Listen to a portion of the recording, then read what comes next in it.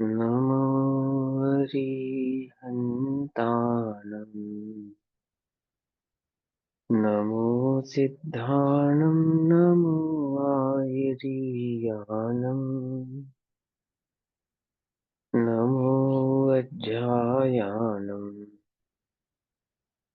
नमो लोये सवसाहुनम्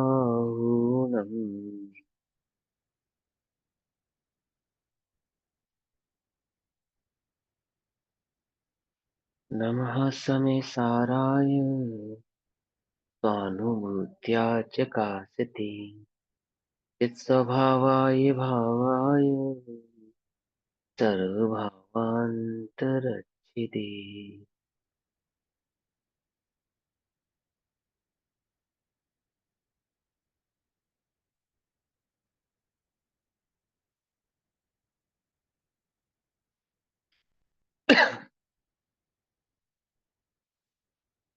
हमारी दोपहर कालीन कक्षा का विषय चल रहा है श्री समय सारजी ग्रंथ। श्री समय सारजी का स्वाध्याय हम सभी आचार्य अमृतचंद्र देव द्वारा रचित आत्मख्याति टीका के माध्यम से कर रहे हैं। आत्मख्याति टीका पेज नंबर 466, 466। सर्वश्रुति ज्ञान अधिकार। सर्वश्रुति ज्ञान अधिकार में कलश नंबर 198, गाथा नंबर 318 तक हमने भी स्वाध्याय किया, जिसमें हमने जाना कि वैराग्य को प्राप्त ज्ञानी कड़वे मीठे स्वभाव वाले कर्म प्रकृति को अनुभव नहीं करता है, अर्थात उसका भोक्ता नहीं होता है। ज्ञानी तो जिसमें से भेद दूर हो गए हैं, ऐसे भावशुद्ध ज्ञान जिसका स्वरूप है, ऐसे शुद्धात्म ज्ञान के सद्भाव के कारण पर से अत्यंत विरक्त होने से प्रकृति के स्वभाव को स्वयं छोड़ देता है ना। ये टीका हमने कल समझी कि वह प्रकृति के स्वभाव को स्वयं छोड़ देता है, अर्थात उद्गल की दृष्टि नहीं करता, पर की दृष्टि नहीं करता, पर का अनुभव नहीं करता, एक निज ज्ञायक चैतन्य ज्ञायक भाव का ही अनुभव करता। टीका उसके बाद भावार्थ। इसी टीका का भावार्थ 198, 398, 318, 318, 318, 318 नंबर की जो गाथा है, गाथा का भावार्थ पढ़ रहे हैं। जो जिससे विरक्त होता है उसे वह अपने वश तो भोगता नहीं है। जो जिससे विरक्त होता है वह उसे अपने वश अर्थात अपनी इच्छा से तो भोगता नहीं है ना। विरक्त होते हैं, जिस चीज की हमें विरक्ति होती है उसका भोग हम अपनी इच्छा से तो नहीं करते, है ना। और यदि परवश होकर भोगता है, कोई जबरदस्ती हमारे मुंह में डाल देवे कोई वस्तु, है ना, तो वह परमार्थ से भोक्ता नहीं कहलाता। क्या कहा? भोक्ता नहीं कहलाता। देखो, बचपन में ना मुझे बालूशाही, एक मिठाई होती है बालूशाही, छोटा था मुझे अच्छी नहीं लगती थी वो। उसको देखता था तो मुझे चक्कर आते थे। ऐसा फोबिया था मुझे उसको, उसके साथ जब देखता था तो मेरा सर घूमने लग जाता था, पता नहीं क्यों। तो मेरे भैया ने कहा एक दिन, ये खा लेगा तो ठीक हो जाएगा। क्या कहा? ये खा लेगा ना तो ये ठीक हो जाएगा। तो उन्होंने जबरदस्ती मेरे हाथ पांव पकड़ के और बालूशाही मेरे मुंह में डाल दी। और उसको मेरे मुंह में जाने पर मेरी तबीयत और खराब हो गई। क्या कहा? कुछ बात समझ में? जिससे हमें व्यक्ति हो रहा था, जिससे हमें राग नहीं होता, उसको हम स्वयं तो भोगते ही नहीं। जबरदस्ती कोई डाल भी देवे भोगने के लिए, तो भी उसका स्वाद तो हमें आता ही नहीं है, उसका आनंद हम लेते नहीं है, क्योंकि हम उससे क्या है, विरक्त हैं। ऐसे ज्ञानी कर्मोदय को स्वयं अपनी इच्छा से तो भोगता नहीं है, पाप और पुण्य को अपनी इच्छा से तो भोगता नहीं है, उसकी दृष्टि तो करता नहीं है। और किसी प्रबल कर्म के उदय के आधार से यदि कोई प्रबल कर्म का उदय ऐसा आ भी जावे उसके जीवन में, वह उसको भोगता हुआ दिखाई देने पर भी वास्तव में तो वह उसे भोगता नहीं।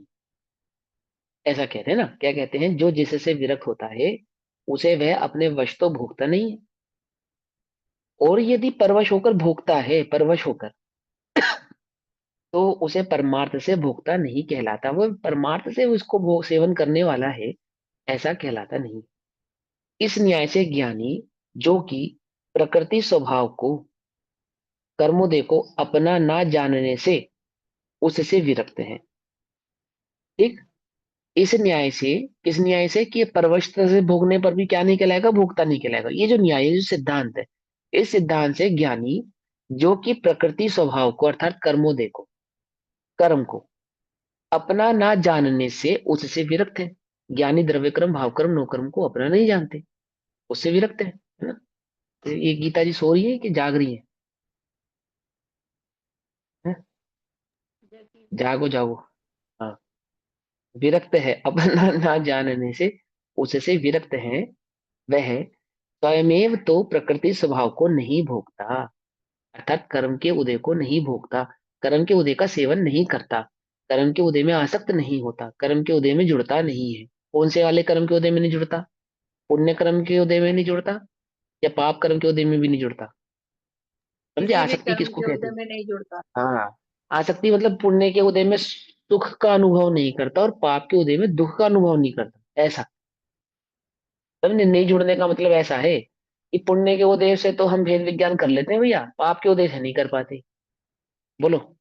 तो भेद विज्ञान तुमने पुण्य के उदय से भी नहीं किया, ये झूठी बात है। तुम्हें ऐसा भ्रम हो गया कि हम पुण्य के उदय में तो भेद विज्ञान कर लेते हैं। वास्तव में तो तुम उससे क्या हो, आसक्त हो, जुड़े हुए हो, है ना। वो दुख रूप नहीं भाषित हो रहा, इसलिए वहां पे भेद विज्ञान सहज भाषित होता है, होता नहीं है, होता नहीं है। लेकिन तुम्हें जो भेद विज्ञान में सहजता भाषित हो रही है, इसमें पुण्य के उदय में, तो वास्तव में वो पुण्य के उदय में हो क्या रहा है? हो क्या रहा है कि तुम उसमें आसक्त हो, ऐसा हो रहा है। तुम्हें ऐसा लग रहा है कि हम भेद विज्ञान कर पाते, पाप के उदय में नहीं कर पाते। जो भेद विज्ञान करना जानता है पर से, पर से, वह पाप और पुण्य का भेद नहीं करते। समझ में? उनको क्या है, वैसा भेद नहीं, पाप का उदय और पुण्य का उदय, ऐसा भेद नहीं है। पर माने पर पदार्थ अर्थात पर पदार्थ, ऐसा। तो क्या कहते हैं, स्वयमेव तो प्रकृति स्वभाव को नहीं भोगता और उदय की बलवत्ता से परवश होता हुआ अपनी निर्बलता से भोगता है, तो उसे परमार्थ से भोगता नहीं कहा जा सकता। ज्ञानी तीव्र कर्मोदय के आधार से कर्मोदय को यदि भोगता भी है, तो उसे कर्म का उदय को भोगता नहीं कहा जा सकता, व्यवहार से भोगता कहलाता है। पर किंतु व्यवहार का तो यहाँ शुद्ध नय के कथन में अधिकार नहीं है, अर्थात व्यवहार का तो यहाँ पे कोई अवकाश ही नहीं है, व्यवहार की तो यहाँ कोई हम बात ही नहीं कर रहे हैं। इसलिए ज्ञानी अभोक्ता ही है। अब इस अर्थ का कलश रूप काव्य कहते हैं। वो जो व्यवहार से भी भोक्ता कहलाता है ना, वास्तव में तो वो व्यवहार से भी भोक्ता नहीं है, ठीक है ना। जो निश्चय से भोक्ता नहीं है वो व्यवहार से भी भोक्ता नहीं है। जो निश्चय से भोक्ता है वही व्यवहार से भोक्ता कहला सकता है। समझ में आई बात? अर्थात अज्ञानी को ही व्यवहार से भोक्ता ऐसी उपाधि दी जा सकती है, ज्ञानी को नहीं दी जाती। लेकिन वो समझाने की अपेक्षा से कि तुम्हें ज्ञानी की जो प्रवृत्ति नजर आ रही है, पर उदय अनुसार, उदय के अनुसार जो प्रवृत्ति नजर आ रही है, उस प्रवृत्ति से उसको भोक्ता कह सकते हैं, कह सकते हैं। होता नहीं है, होता नहीं है, ऐसा, ठीक। अब इसी अर्थ का कलश्रुप काव्य कहते हैं। इसी भाव को जैसे ना आचार्य। स्व और पर दोनों चीजें हम्म, मतलब एक्चुअल में ही अलग है, हाँ। अलग है। पर फिर भी हमारी अशक्ति पड़ी हुई है जहाँ मतलब उसे हम अपना मान लेते हैं, हमारी हाँ, मोह तो सुबुद्धि है ना, इतनी। मोह। हमारी मोह है ना, पर में, हमने पर में जो भेद विज्ञान नहीं पैदा हुआ ना हमारे को, जो भेद विज्ञान की संतति जन्मी नहीं है, जो सम्यक ज्ञान की संतति ने जन्म नहीं लिया ना चित्त में, उसके कारण वो आसक्ति, वो मोह टूटता नहीं है। जबकि वो हमें ऐसा पता तो करता चलता है, बातचीत तो हो रहा है ना कि ये पर है, ये मैं अलग हूँ, ये चैतन्य हूँ, वो पुद्गल है। है। पर ये फिर मानसिक भी स्तर पे है। मानसिक स्तर पे देखो, हम इतना पढ़ते हैं किसी चीज को, बहुत ज्यादा पढ़ो सुनो, बहुत ज्यादा, तो हमारे माइंड में वो चीज उसी तरीके से क्रिएट होने लगती है। देखो ध्यान से समझना, दो प्रकार की बातें होती है। एक तो कषाय की मंदता में आप इस बात को विचार कर रहे हो, विचार, कि मैं नहीं हूं, बात तो सही है कि मैं नहीं हूं। अब एक बात समझो, संसार में जिन लोगों को तत्व की खबर नहीं है ना, बिल्कुल खबर नहीं है, आत्मा की खबर नहीं है, तत्व की खबर नहीं है, उनको भी ऐसा विचार तो आता ही है ना, सच में यार इस संसार में कोई सुख नहीं है, हम्म यहाँ कोई किसी का नहीं है, इस साथी संगी सब झूठे हैं। ऐसा विचार आता नहीं आता उसको? कैसे आ जाता हम्म है बताओ? कि वो संसार के दुखों को देखता है, उसकी कषाय थोड़ी मंद होती है, उसे ऐसा लगता है यार, देखा ना संसार में, उसके अनुभव में ये बात आती है कि नहीं, ये कुछ सुख नहीं है संसार के। लेकिन उसको सुख का सही मार्ग है वो भी नहीं मालूम, वो भी नहीं मालूम, पर इतना उसको समझ में आ गया कि हाँ यहाँ सुख नहीं है। पर कितनी देर के लिए आता है ये भाव? बस उतनी देर के लिए आता है जितनी देर के लिए पाप का उदय तीव्र हो या दुख का हाँ। ज्यादा हो, बस उतनी देर के लिए। दूसरे हम्म। ही पल कोई पुण्य का उदय आ जावे, कोई सुख की घटना घट जावे, तो भूल जाता है वो तुरंत। हाँ, फिर उसी में लिप्त हो भूल जाता है। जाता है, उसी में लिप्त हो जाता है। ऐसे ही हम रेगुलर चर्चा कर रहे हैं, पढ़ रहे हैं, पढ़ रहे हैं, तो हम एक चीज और हमने सोचना शुरू कर दिया कि नहीं ये मैं नहीं, अथवा मैं हम्म। इससे नहीं। ऐसा हम विचार करने लगे। इतना किया तो शाबाश, परंतु इसका निर्णय करना है। ये जो विचार है ना, इस विचार का निर्णय करना है, ऐसा ही है, ऐसा अनुभव में लाना है। वो कैसे होगा? तो वो बार बार तत्वाभ्यास करने से ही संभव है, अन्य तो किसी तरीके से वो संभव नहीं है। बार बार उसका विचार करना, बार बार उसका चिंतन करना, उसका मनन करना, उस पर अनुप्रेक्षा करना, निरंतर निरंतर निरंतर बार बार, ऐसा है या नहीं है, ऐसा है या नहीं, उस पर चोट करेंगे हम, बार बार, बार बार चोट करने से ही वह भाव प्रकट हो सकता है। उसका दूसरा कोई उपाय नहीं है। जीव चाहे उसको प्रकट करना, तो हम्म। उसका कोई उपाय नहीं है। एक ही उपाय है, क्या? भेद विज्ञान। एक, अन्य कोई उपाय नहीं। ऐसा। हाँ, तो अब इसी अर्थ का कलश रूप काव्य कहते हैं। ये विश्वास तो है ना, जो हम समझ रहे हैं, जो आचार्य देव हमसे कह रहे हैं, ये बात ऐसी ही है, पहले इसका विश्वास तो है। अभी तो विश्वास ही नहीं आ रहा। अभी ऐसा लगता है कि हाँ ठीक है, उन्होंने कहा है, हम पढ़ लेते हैं, क्योंकि हम जैन है हमें पढ़ना चाहिए, क्योंकि हमें जैन है हमें समझना चाहिए। लेकिन ये वास्तव में बात ऐसी ही है, ये अंदर में जागृति अभी हुई नहीं है ना। अभी अभी वास्तव में ये चीज भाषित नहीं होती है, अभी सम्यक दर्शन नहीं, सम्यक दर्शन से पहले जो विशुद्धि आदि लब्धियां होती है तो वह भी नहीं हुई है। अंतरंग में इतनी विशुद्धि ही नहीं हुई, ये समझ में आए कि जो आचार्य देव कह रहे हैं, बात तो ऐसी ही है। ऐसा भी विचार करने को तैयार नहीं है अभी जीव। ये तो आसान, ये तो अच्छा लगता है कि मैं ज्ञाता हूँ, मैं ज्ञायक हूँ, मैं पर से भिन्न हूँ। ये तो इतना तो बढ़िया लगता है कि मैं भगवान हूँ, मैं प्रभु हूँ। ये विचार करना तो बढ़िया लगता है। लेकिन जिससे मोह हो, जब उससे भेद विज्ञान करने की बात आवे, जब उससे दृष्टि हटाने की बात आवे, एक्चुअल में दृष्टि हटाने की बात, दृष्टि हटाना माने क्या? नहीं देखना, मतलब नहीं देखना, अंदर से बाहर से कैसे भी नहीं देखना, है ना। तो वो जो वीतराग भाव अंदर में आने, प्रकट होना चाहे, तो भयभीत होने लगता है जीव, उसको भय लगने लगता है। कुछ बात समझ में नहीं, क्यों? क्योंकि मोह अपना लगता है, वैराग्य पराया लगता है। ठीक, तो इसका पहले निर्णय अंदर में विचार तो करे कि वास्तव में ऐसा है या नहीं है। इसी भाव को कलश रूप काव्य से कहते हैं। कलश नंबर 198, 198 नंबर का कलश।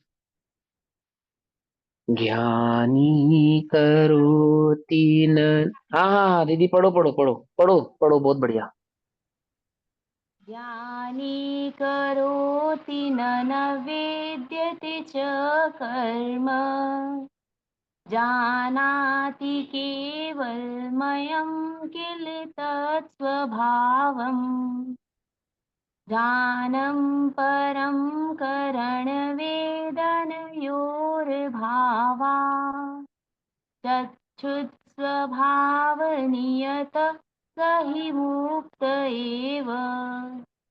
बहुत सुंदर। अब ये भावात है, भावात, भावाच्य या भावात, ऐसे पढ़ेंगे इसको। ठीक है। हम्म। तो ज्ञानी कर्म न करोति च न ये, च न वेदयते। भावार्थ के बाद फिर क्या पढ़ेंगे? तो दस च छ स्वभाव नियतः स हि मुक्त एव। नहीं, ये भावार्थ बोला ना, ये च और छ की संधि है, ये भावार्थ। हाँ, तो तो ये किस भावात में है इस कन्वर्ट हो ता जाएगा? में, ता में। त के बाद फिर ये छू ही आएगा, छुद। हाँ, तो ये आएगा भावाच्य।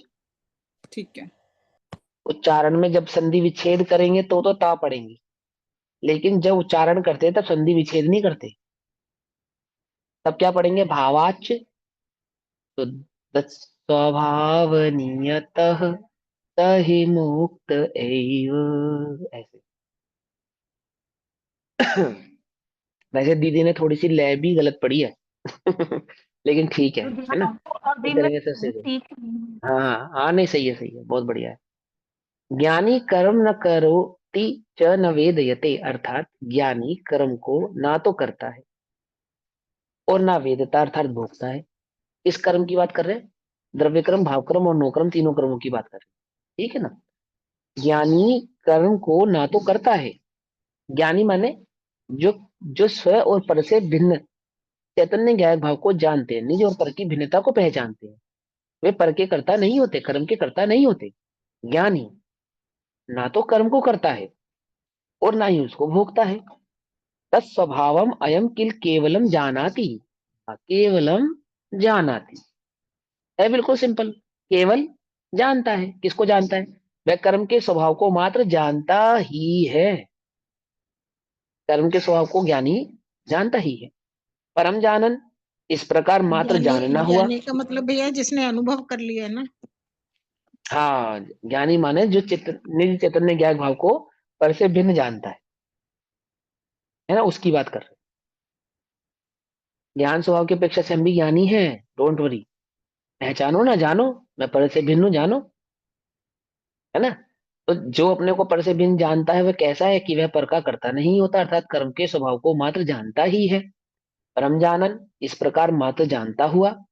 करण वेदनयो अभावात, करने और वेदने के अभाव के कारण, क्या लिखा? करण वेदनयो अभावात, कर्म के, करने के और भोगने के अभाव के कारण, शुद्ध स्वभाव नियतः सहि मुक्त एव, शुद्ध स्वभाव में निश्चल ऐसा वह वास्तव में मुक्त ही है। शुद्ध स्वभाव में निश्चल अर्थात स्थित, जो निज चैतन्य शुद्ध स्वभाव में स्थित है, वह कैसा है कि वह तो वास्तव में मुक्त ही है। मुक्त ही अर्थात किसी से बंधा नहीं, ऐसा भावार्थ। ज्ञानी कर्म का स्वाधीनतया कर्ता भोक्ता नहीं है। स्वाधीनतया अर्थात स्वभाव से, स्वाधीनतया मतलब स्वभाव से, ऐसा कर्ता भोक्ता नहीं है।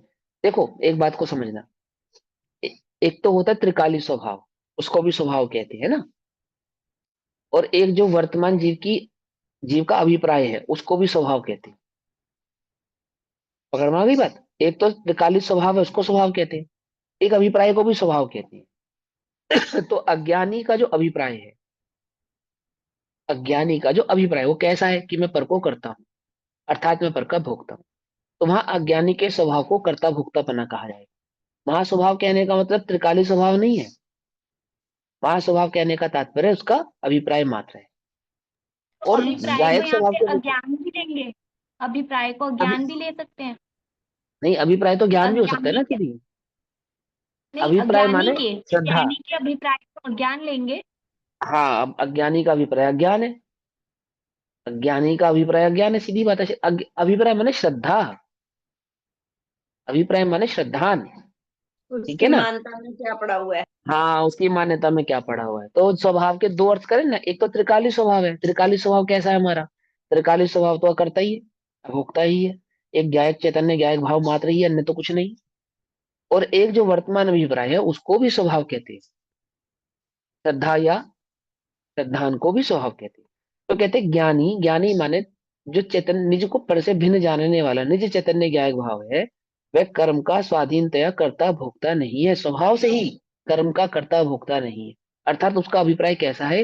कर्म को करने और भोगने वाला नहीं, जबकि अज्ञानी के साथ विपरीत है। अज्ञानी को क्या कहेंगे? अज्ञानी स्वभावतः कर्म का कर्ता भोक्ता है, ऐसा कहेंगे। तो वहां स्वभावतः कहने का तात्पर्य अभिप्राय है ना।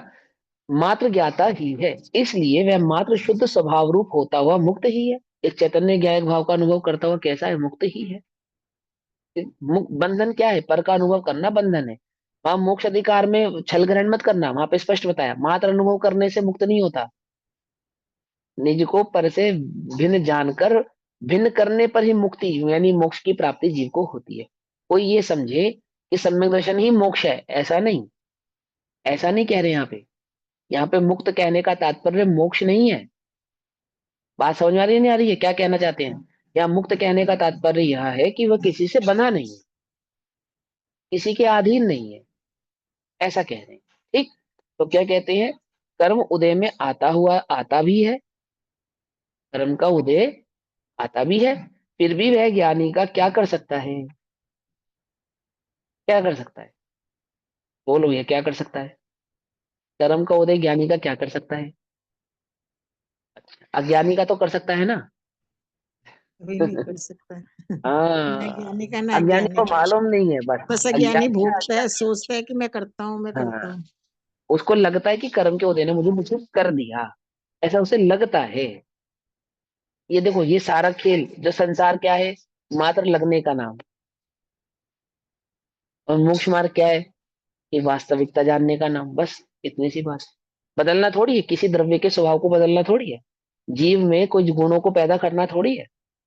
वो जो उसको मिथ्या लग रहा है, जो है नहीं, जिस इल्यूजन जिस मिराज में वो खोया हुआ है, सिर्फ उसकी पहचान मात्र उसको करनी क्या है कि छद्म वेश धारण करके जीव और अजीव ने स्टेज पर आए, मंच पर आए, और ज्ञानी ने क्या करा, उनके छद्म वेश को पहचान लिया, ये जीव है ये अजीव है, बस हो गया काम। बस इतना ही करना है ना, पहचान ही करनी है ना। यही है ना समय का पूरा स्वरूप, कि वो छद्म वेश धारण करके आता है और आपने उसके वास्तविक स्वभाव को पहचानना है बस। तो अपने अपने को क्या करना है, भेद विज्ञान क्या है, वास्तविक स्वभाव को पहचानना, ये भेद विज्ञान है। अभी तुम दुखी हो या सुखी हो? अगर तुम्हें ऐसा लगता है कि मैं सुखी हूँ, दुखी तो छोड़ो, अगर तुम्हें ये लगता है कि मैं सुखी हूँ, तो विचार करो कि वास्तविक भेद विज्ञान के भाव से, आधार से मैं सुखी हूँ, या वही किसी छद्मस्त वेश को देखकर, वही व्यंजन पर्यायों के खेलों को देखकर मैं अपने आप को सुखी अनुभव कर रहा हूँ, किस आधार से कर रहा हूँ? वो है भेद विज्ञान। ठीक है ना, पहचानना बस, इसमें मैं क्या हूँ, बाकी क्या है। एक निजी चैतन्य ज्ञान भाव को छोड़ के बाकी सब पर है, बस इतना सिंपल है। अगर दो चार ऑप्शन होते तो भी सोचने वाली बात थी। यहाँ पे ज्ञान भी देखना पड़ेगा, दर्शन भी देखना पड़ेगा, चारित्र भी देखना पड़ेगा, सुख भी देखना पड़ेगा, वीर कुछ नहीं देखना, बोले एक निजी चैतन्य ज्ञान भाव, ज्ञान मात्र की सिद्धि करो बस, और बाकी सबको उससे पर कर दो, भिन्न कर दो। क्या है ये? वास्तविक भेद विज्ञान की कला है। क्या कहते हैं? ज्ञानी कर्म का स्वाधीनतया कर्ता भोक्ता नहीं है, स्वभाव से ही कर्ता भोक्ता नहीं है।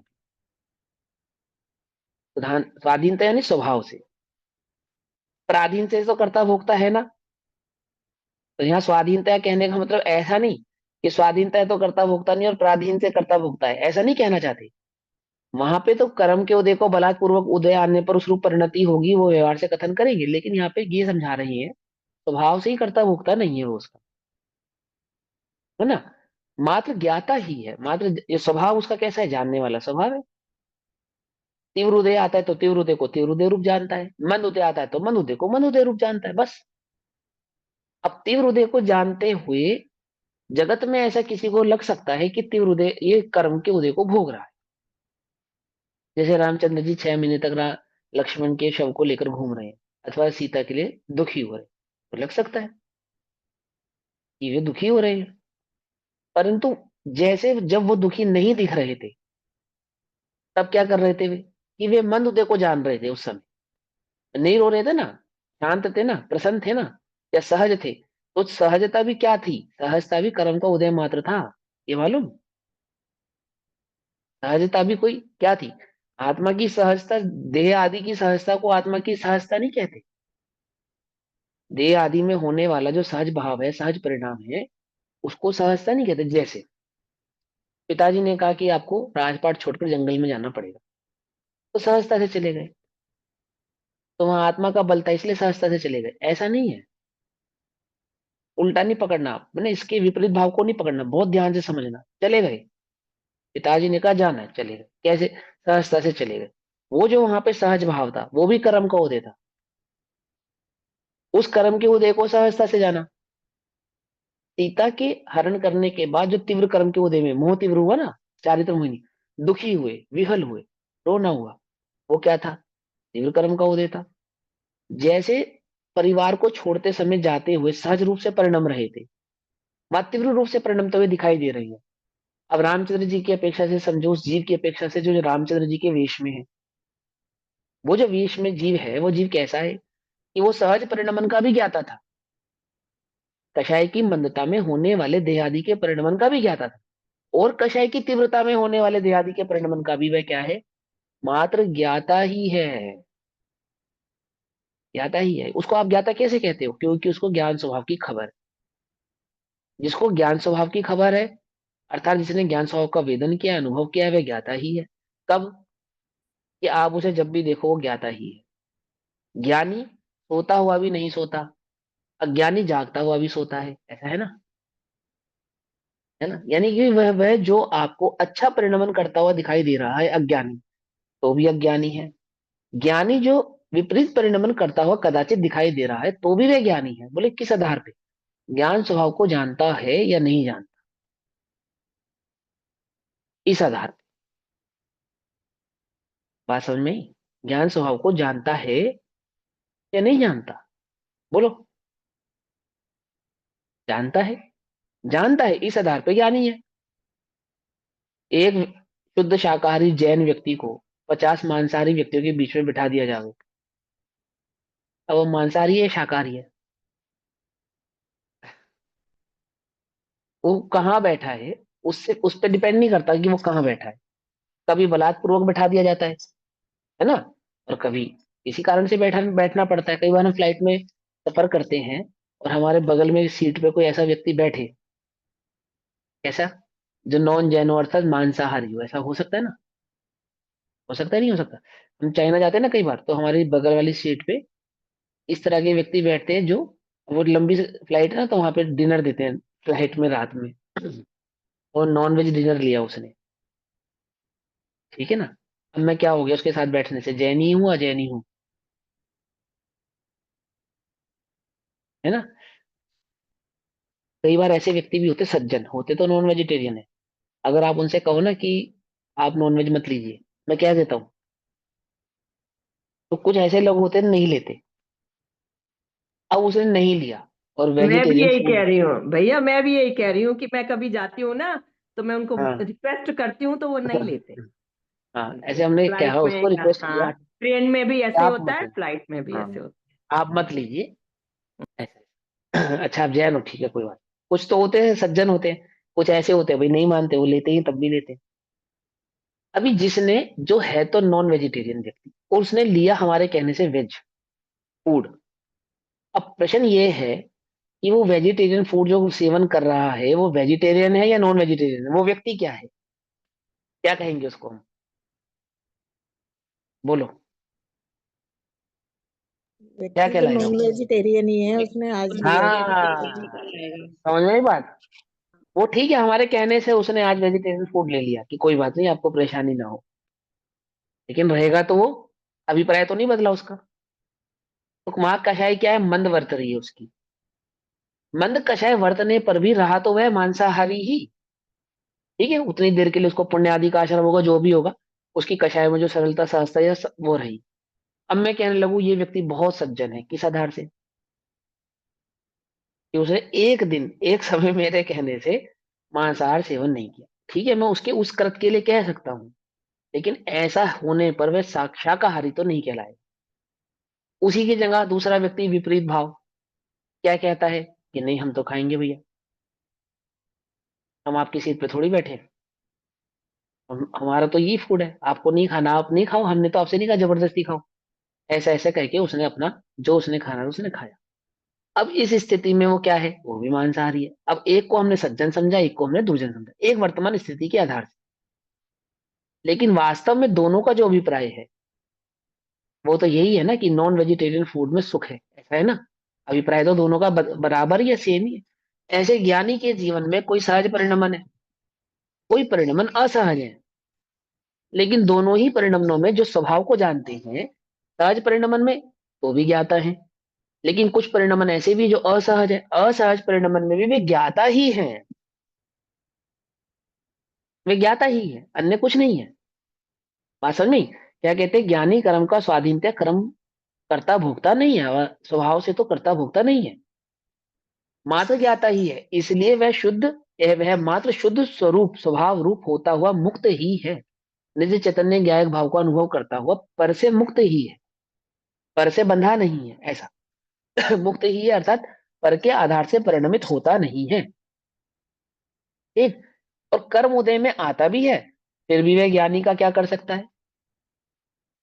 कर्म उदय में आता भी है तो वह ज्ञानी का क्या कर सकता है? सम्यक दृष्टि जीवन रख में चला गया, अब कहलाएगा तो नारकी, कहलाएगा तो नारकी। लेकिन सम्यक दर्शन की अपेक्षा से देखने पर क्या है, वो ज्ञानी है या अज्ञानी है? ज्ञानी ही है। तो समझ में आई बात? नहीं समझ में? ज्ञानी ही है। जब तक निर्बलता रहती है, निर्बलता रहती है अर्थात चारित्र मुनि कर्म के उदय की बात यहाँ पे कह रहे हैं, जब तक निर्बलता रहती है तब तक कर्म जोर चला ले। अर्थात कभी कषाय तीव्र होती है, कभी मंद होती है। कर्म चारित्र मुनि कर्म का उदय कभी तीव्र होता है, कभी मंद होता है, और तीव्र और मंदता के अनुसार उसको जैसा चलाना चला ले। देखो, सच्ची सहजता तो अपेक्षाकृत बात है, अपेक्षाकृत बात ध्यान से समझना। जैसे रामचंद्र जी को पिताजी ने कहा कि जाओ जंगल जाना है ना, जो भी घटनाक्रम घटा, और वो सहजता से चले गए जंगल में, ये सहजता नहीं है,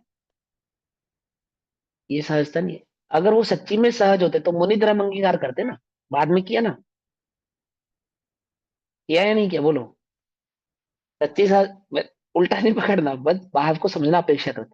और अगर सहजता देखी जाए तो सहजता ये नहीं है कि आज्ञा का पालन किया, सहजता तो ये थी कि मुनि धर्म का पालन करते, मुक्त होते। और बारीकी में जाए तो हम, लेकिन उसको हमें सहजता, वो सहजता लगती है कि सहजता से जंगल चले गए, और भाई के लिए या सीता के लिए दुखी हो रहे हैं उसको हम असहजता समझते हैं। बिल्कुल एकदम जीवन की ये सहजता तो वह है कि वो मुनि व्रत धार अनंत बार ग्रेव कुप जाए वाली स्थिति है जीव के साथ। तो क्या उसको हम ज्ञानी माने? क्या हम उसको मुनि धर्म वाला माने? क्या उसको मुनि माने? तो क्या कहते हैं कि जब तक कषायों का अभाव नहीं है वह ज्ञानी नहीं है, अथवा वह मुनि नहीं है। इसी प्रकार ज्ञानी जिसको कषाय का अभाव है, कौन से भाव, कौन सी कषाय का? अनंत अनुबंधी का अभाव है, वह ज्ञानी ही है। कब? सभी प्रसंगों में ज्ञानी है। और व्यवहार की अपेक्षा से देखे तो व्यवहार में भी वो मुनि व्रत को अंगीकार करते तो उनको सहज कहा जाता। व्यवहार आदि की प्रवृत्ति में क्या सहज था? इतनी तुम सहज हो तो मुनि व्रत क्यों नहीं धारण करते? ये भी वास्तव में कषाय की तीव्रता है कि ये मुनि व्रत का अंगीकारण हो नहीं पा रहा। पकड़ में ही बात? ये भी क्या है? कषाय की तीव्रता है। अपने को क्या लगता है हम किस आधार पर सहज और ज्ञानी समझते हैं अपने आप को? बस किसी ने हमसे कुछ ऊंचा नीचा कहा और हमने पलट के जवाब नहीं दिया, मान लो, तो क्या है? ये आपने किया या किसने किया?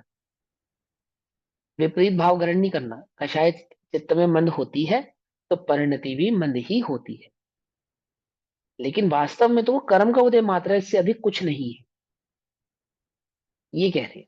क्योंकि एक्चुअल स्थिरता तो क्या थी? स्वभाव की स्थिरता। तो स्वभाव को पहचानता नहीं, उसमें स्थिर कैसे होगा? स्वभाव को पहचानता ही नहीं, उसमें स्थिर कैसे होगा? तो वह स्थिर कहाँ है, कहाँ स्थित है? बोलो। कषायों में स्थित है। कषाय तीव्र है तो तीव्र अनुभव कर रहा है, मन है तो मन अनुभव कर रहा है। ज्ञानी तो अपने को अनुभव ही नहीं कर रहा। कहाँ कर रहा है अपने को ज्ञानी अनुभव? मिथ्या दृष्टि कषायों का अनुभव करता है, और ज्ञानी मात्र अपने को ज्ञान स्वभाव ही अनुभव करता है। उस अभिप्राय के आधार पर उसको ज्ञानी कहते हैं। जब तक निर्बलता रहती है तब तक कर्म का जोर जोर चला ले, कर्म अपना जोर चलाना चाहे तो चला ले। ज्ञानी कर्मशः शक्ति बढ़ाकर अंत में कर्म का समूल नाश करेगा ही। शक्ति बढ़ा के अर्थात अपने स्वभाव में स्थिरता बढ़ाकर उस कर्म का समूल, मूलतः आठों कर्मों का मूलतः नाश करेगा ही करेगा। अब इसी अर्थ को पुनः दृढ़ करते हैं।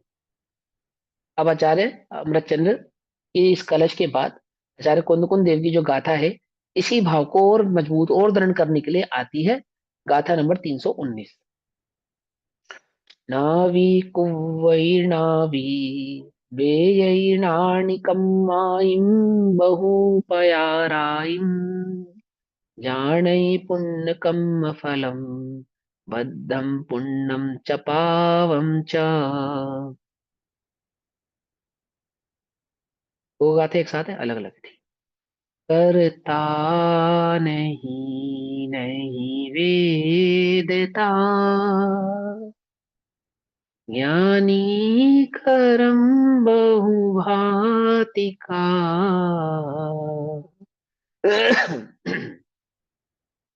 बस जानता वह बंध त्यों ही, कर्म फल शुभ अशुभ को।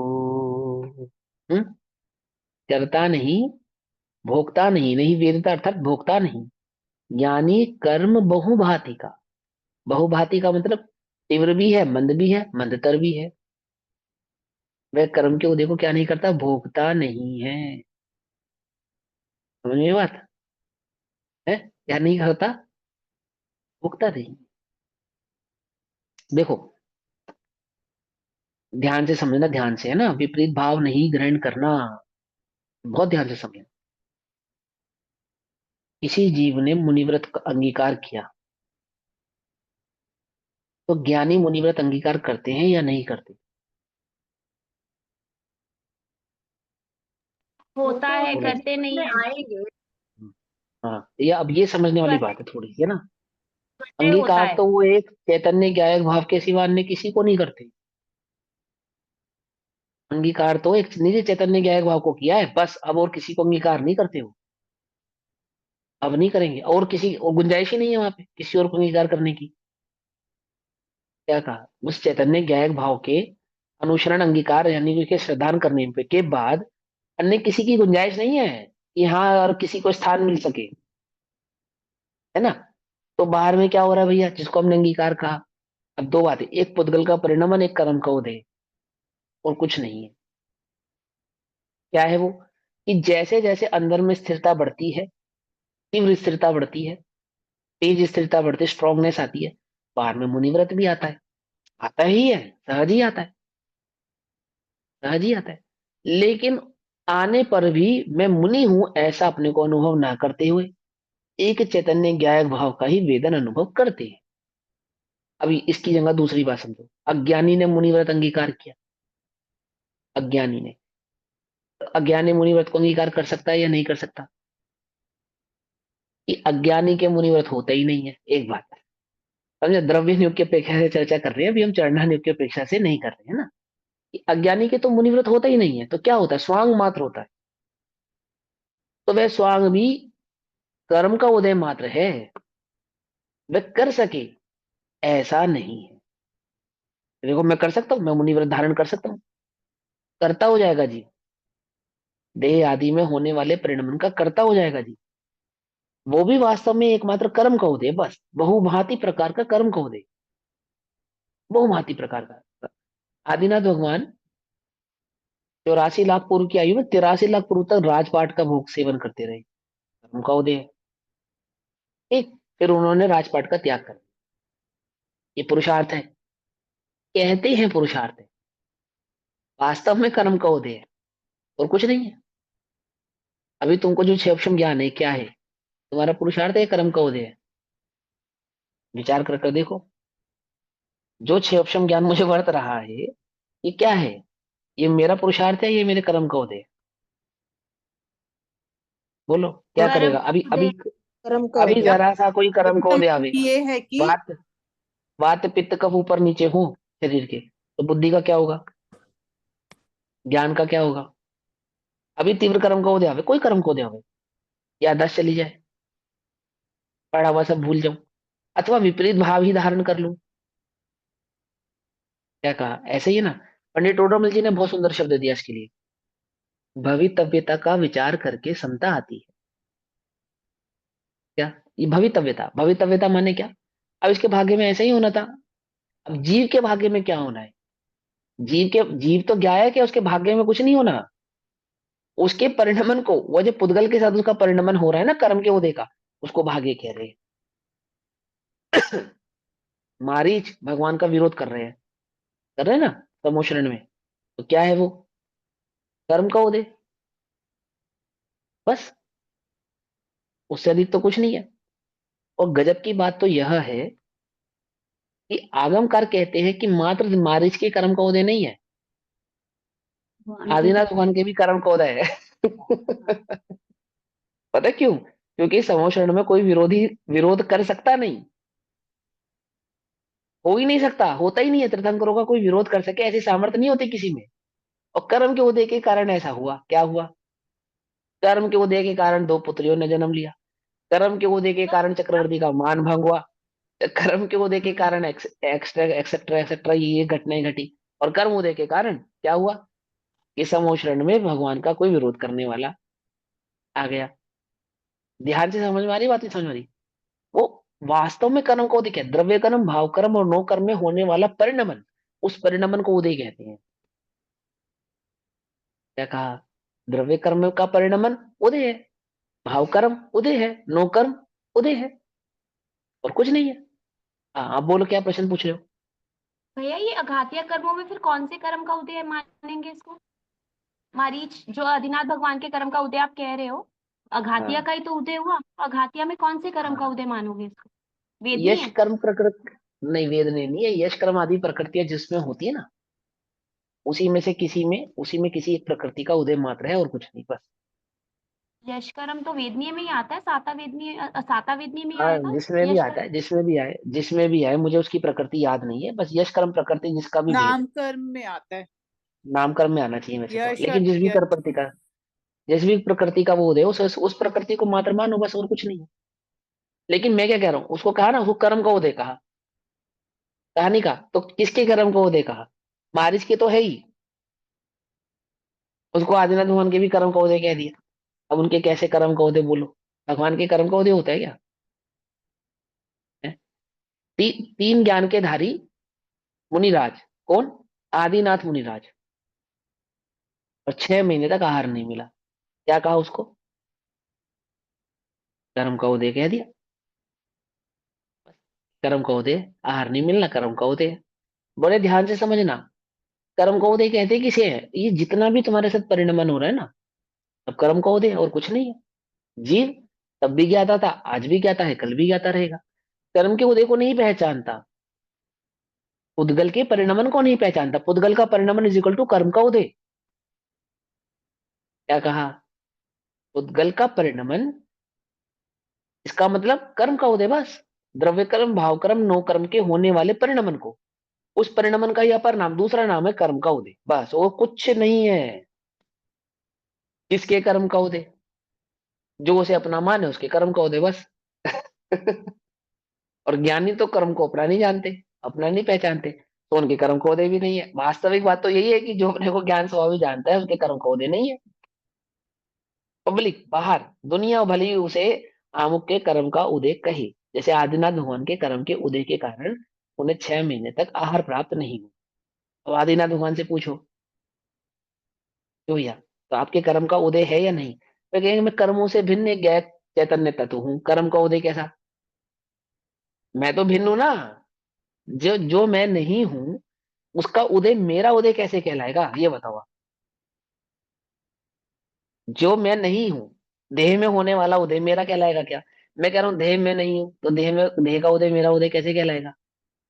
उसके लिए पहले वो देह को मेरा होना पड़ेगा, फिर उसका उदय मेरा उदय कहलाएगा।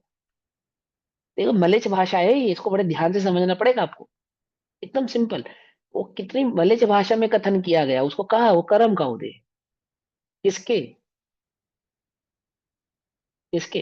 पुद्गल ज्ञानी के। से। हाँ, अब पुद्गल ज्ञानी से पूछो ना, बोले हमें नहीं पता किसके, हम तो एक हमें। चैतन्य ज्ञायक भाव है, बात खत्म। हमें नहीं पता किसके, हम तो एक चैतन्य ज्ञायक भाव, हमारा नहीं है, हम तो इतना जानते हैं। यश हमारा नहीं है, अपयश हमारा नहीं है, ऐसा समझे? तो क्या कहते हैं, ज्ञानी करता नहीं, नहीं वेदता, ज्ञानी कर्म बहुभांति को, बस जानता वह बंध त्यों ही, कर्म फल शुभ अशुभ को। पुद्गल में होने वाले शुभ अशुभ परिणमन को मात्र जानता है। शुभ अशुभ संज्ञा भी पुद्गल को दी गई है, परिणमन को अज्ञानी की अपेक्षा से ही दी गई है, ज्ञानी की अपेक्षा से नहीं दी गई। पुण्य पाप अधिकार में इस बात को स्पष्ट कर चुके हैं। ज्ञानी पाप और पुण्य ऐसे भेद को नहीं करता, लोहे और सोने को ना देखता हुआ तो बंधन रूप बेड़ी मात्र की दृष्टि करता है ना? जो शुभ अशुभ कहा भी जा रहा है वो समझाने के लिए कहा जा रहा है। ज्ञानी बहु प्रकाराणि, बहुत प्रकार के कर्माणि, कर्म को, ना भी करोति, ना तो करता है, ना अपि वेद्यते, और ना वेदता भोगता ही है। अब बहुत प्रकार के कर्म का उदय ज्ञानी के, बस कर्म का उदय गृहस्थ अवस्था कर्म का उदय और मुनि अवस्था। सोचो, विचार करो, कौन किस अवस्था को कर्म का उदय कहते हैं? पुद्गल के परिणमन को कर्म का उदय कहते हैं। वो द्रव्य कर्म संबंधी हो, वह भाव कर्म संबंधी हो, चाहे वह नो कर्म संबंधी, है ना। देखो, अपने को बड़ा घर गाड़ी वगैरह ये सब मिला, व्यापार मिला, धन मिला, ये सब क्या है? कर्म का उदय है ना। तो ये सब चीजें क्या है? नो कर्म है। देह मिली ना, कर्म के उदय से मिली। देह कर्म के उदय से मिली। तो देह कौन सा कर्म है? द्रव्य कर्म, भाव कर्म, नो कर्म? कर्म। बोलो। नो नो कर्म है। कर्म। कर्म। नो कर्म, नो कर्म कर्म का उदय है। अब नो कर्म यानी कि कर्म के उदय से मिला। अब इसमें होने वाला जो परिणमन है, वो किसका परिणमन है? मेरा परिणमन है, इसका परिणमन है? इसी का ये पुद्गल पुद्गल का, का ही। पुद्गल में होने वाला परिणमन पुद्गल का परिणमन है। आई बात समझ में या नहीं समझ में आई? अपने को क्या लगता है किसका परिणमन है? मेरा परिणमन है। हाँ भाई, ये कह रहे हैं, बस इतने से बात कह रहे हैं कि तुम्हारा नहीं है, बस यही कह रहे हैं आचार्य देव, और कुछ नहीं कह रहे। कि तुम्हारा नहीं है, तुम अपने ज्ञायक भाव को पहचानो। वह भांति प्रकार के। हाँ दीदी बोलो, गरिमा दीदी कुछ प्रश्न पूछ रहा हो, पूछो। भैया मैं पूछी थी, जैसे पुद्गल में भी जो परिणमन हुआ, तो वो जो जीव है उसके निमित्त से तो होएगा ना पर। हाँ, निमित्त नैमित्तिक संबंध है दोनों में। निमित्त नैमित्तिक संबंध, निमित्त किसको कहते हैं?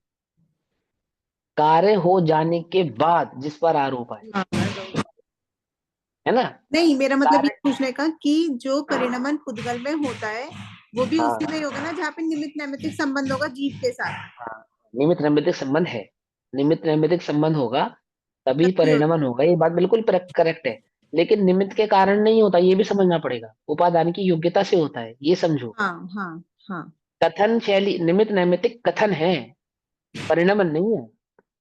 परिणमन उपादान की योग्यता से होता है। उपादान की योग्यता से होने वाले परिणमन को निमित्त नैमित्तिक की शैली से कहते हैं।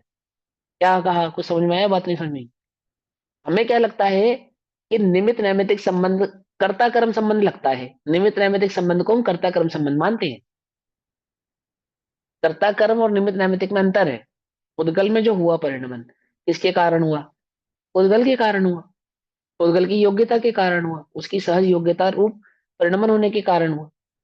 जीव उसका कर्ता नहीं है, लेकिन जीव को उसका कर्ता कहते हैं, क्योंकि जीव का उसके साथ निमित्त नैमित्तिक संबंध है। बस क्योंकि क्योंकि अज्ञान का कर्ता पुद्गल नहीं है, अज्ञान का कर्ता जीव है। पुद्गल ने थोड़ी जीव को कहा कि मैं तेरा हूं। जीव ने ही ऐसा माना ना, तू मेरा है, अथवा मैं हूं, ये पुद्गल मैं हूं। ऐसी जीव की मान्यता है ना। वो मान्यता जुड़ी है उसके साथ, जीव की वो मान्यता जुड़ी है। तो मान्यता जुड़ी होने के कारण पुद्गल में होने वाले परिणमन का कर्ता जीव को कहते हैं, है ना। अब ज्ञानी की अपेक्षा से देखो कि ज्ञानियों के जो देह आदि में होने वाला परिणमन है, क्या ज्ञानी उसे अपना कहते हैं? वो कहते हैं हम देही अपनी नहीं कह रहे, उसके परिणमन को अपना क्यों कहेंगे? पकड़ में आई बात? जिसे हम अपना ही नहीं कह रहे, उसके परिणमन को भी हम अपना क्यों कहेंगे?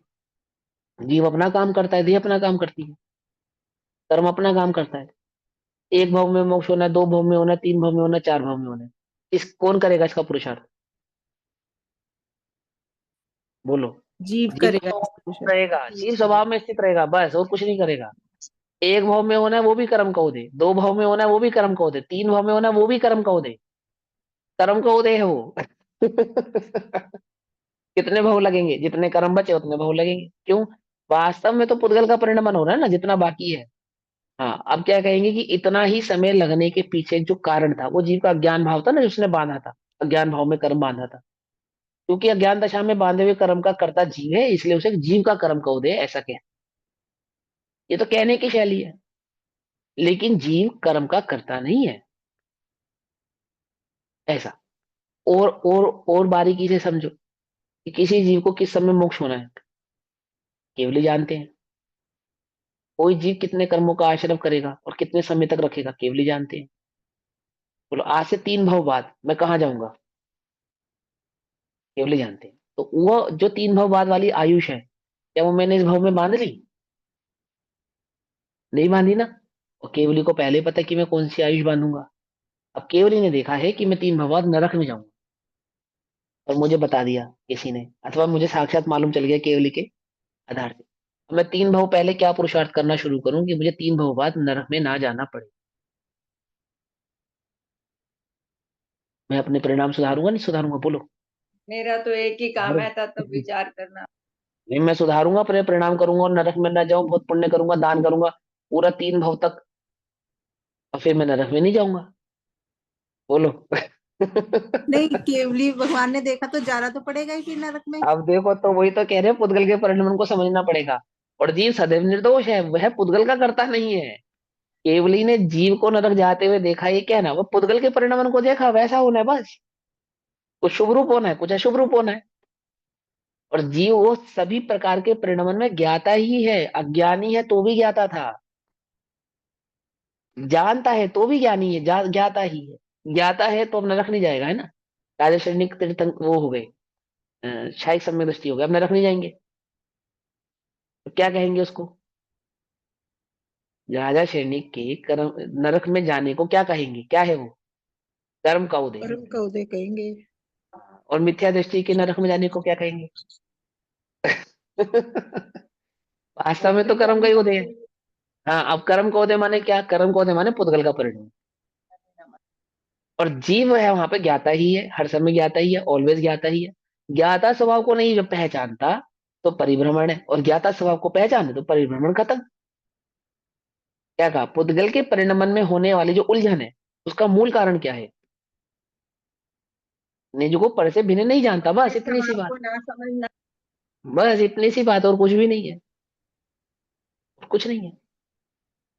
समझ में आई बात, नहीं समझ में आई? उसको लगता है कि मैं करता हूं, ये अज्ञान उसके आगामी बंध का कारण है, ऐसा ये उपदेश शैली ऐसे कही। और अनंत संसार में भटकने का कारण है। ना भटकने का कारण क्या है? पुद्गल में क्या करूं कि भटकना ना पड़े? ना कर्म जलाए जाते हैं, ना कर्म मिटाए जाते हैं, ना कर्म खिराए जाते हैं। ये कर्म तो सब मेरे है उपदेश ही नहीं। शैली है ही नहीं, हम थोड़ी उसमें कुछ करते हैं, हम कुछ नहीं करते हैं। वो अपनी ही योग्यता से आते हैं, बंधते हैं, अपनी योग्यता से निर्जना को प्राप्त हो जाते हैं। जीव जब भी ज्ञाता था, तब भी ज्ञाता है, सदैव ज्ञाता ही रहता है। ज्ञाता स्वभाव को नहीं पहचानता, वह कर्मों के आश्रव का कारण कहलाता है। ज्ञाता स्वभाव को पहचाने तो कर्मों के आश्रव का कारण भी ना बने, बस इतनी सी बात। मिथ्यात्व अथवा कषाय बंध के कारण है, मिथ्यात्व और कषाय नहीं होना अबंध का कारण है। तो मिथ्यात्व क्या है? कि मैं निज चैतन्य ज्ञायक भाव पर से भिन्न एक चैतन्य ज्ञायक भाव मात्र हूं। ये इसका अभाव ही मिथ्यात्व का अभाव है। इस मान्यता के अभाव का नाम ही मिथ्यात्व का अभाव है। मैं शरीर हूं, मैं देह हूं, ये मिथ्यात्व है। बोल, कर्म बांधने के लिए क्या करना? स्वभाव को नहीं जानता, ये कर्म बंधन है। स्वभाव को जानता है, वह मुक्त है। ये लिखा ना, ज्ञानी कर्म के स्वाधीनता करता भुगता नहीं है, मात्र ज्ञाता है, इसलिए वह मात्र शुद्ध स्वभाव रूप होता हुआ मुक्त ही है। इसलिए तो लिखी ये बात, और किस लिए लिखी? समझे ना। मुक्त ही है, निज चैतन्य ज्ञायक भाव को पहचानता है, मुक्त ही है। नहीं पहचानता है सो बंद ही है, ऐसा। 319 नंबर गया तभी समय हुआ, बाकी चर्चा कल करेंगे। तब तक के लिए सभी को जय जिनेन्द्र। ओम नमः सिद्धि। निज निधि निज में बताई, यह अनंत उपकार है उसके लिए, जिनवाणी माँ को वंदना।